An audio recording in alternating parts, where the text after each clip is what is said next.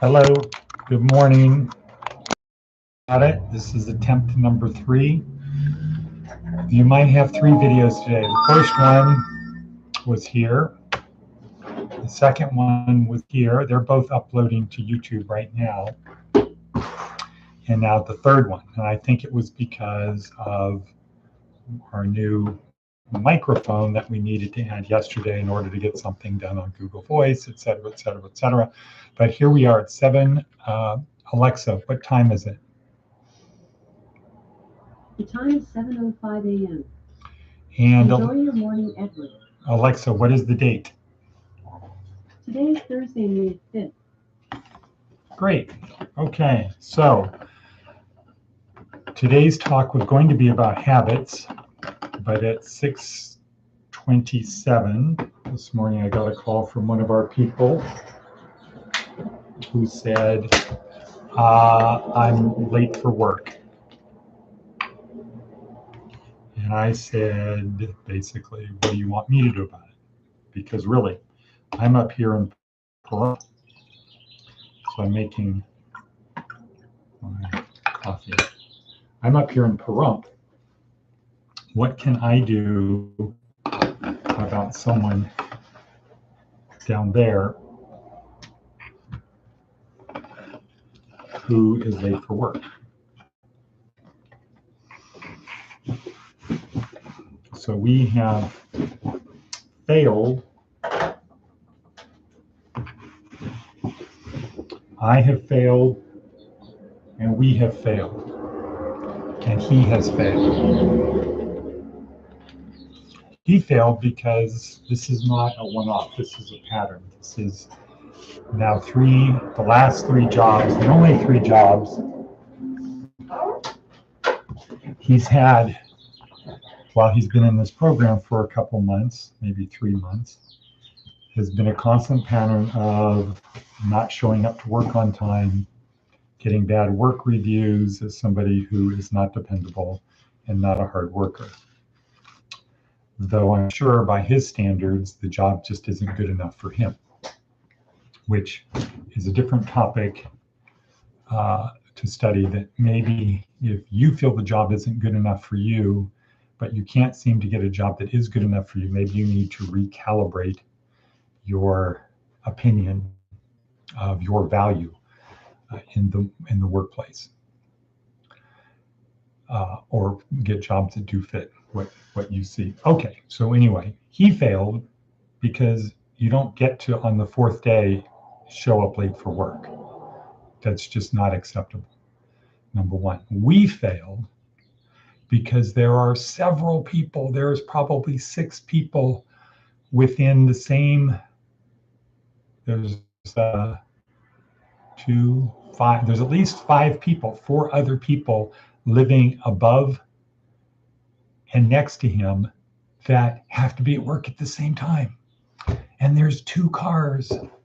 So there's no excuse. Guys, we have to look at this as a team, all for one and one for all. I played a lot of sports. In fact, I played college baseball. So I've been on a lot of teams. And let me tell you, you don't have to like the guys on your team. You just have to play as a team. You can't win if you don't play as a team. You don't have to like people on the team, but you have to play as a team, because you can't win the thing by yourself, at least when you get up to high levels of performance. So imagine from the perspective of the employer, is it better for them to think, well, this guy didn't show up for work, but doesn't he live in the same area that you guys live? How come he didn't get what's going on? Versus, hey, you don't have to worry about us because we've got each other's backs. We're all going to be here. We're going to make sure. How come somebody didn't say, where is this guy? Hey, what's up? Knock on the door. How would you want to be treated if you were in that position, that your alarm didn't go off, whatever happened? Would you want somebody to care about whether you showed up? Yeah, that's what we want. We want people to care about us.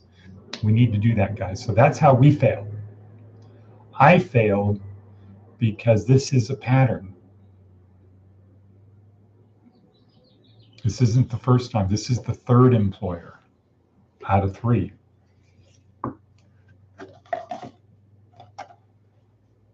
Not good.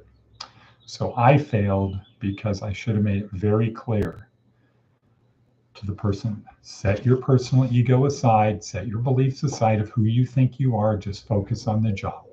Because as Epictetus, Stoic philosopher who was a slave, said, if you're going to be a slave, be a good slave. Do the best you can. No job is beneath you.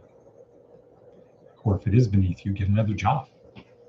But while you're in the job, do the best you can and make sure you get a good reference. Here's a guy now that probably isn't going to keep this job for long. And can he go to them and get a reference? No. Oh, he worked for us for 2 weeks and he was late. So we had to let him go. Boom. His previous job, nope, he didn't show up to work and he said he wasn't on the schedule and blah, blah, blah, blah, blah. Good reference? No. First job? No. What do you think life is going to be like if you can't get a good job reference? You put on your resume, I had this job, I had that job, and you can't get a good reference. Not good. Okay, so we are 6 minutes and 33 seconds into it. Now the day hasn't gone great, but what are we doing? We're rallying, we're catching up, we're moving forward. I have a meeting today at Boxable with Valeria. I'm very excited about that. We have good opportunities for good workers.